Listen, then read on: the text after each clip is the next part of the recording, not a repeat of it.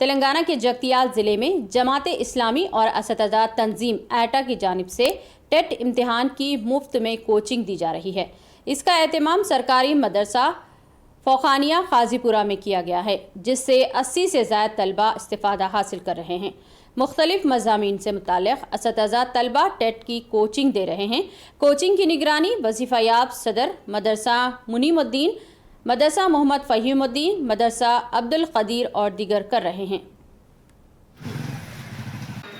ऐसा भी आ सकता था x बटे 8 मसावी है 8 बटे x दरबे चलपाई करे तो x की दूसरी और 8 8 8 8 है तो x मसावी है 8। इसके ऊपर भी एक दो चार सवाल आप ले लीजिए।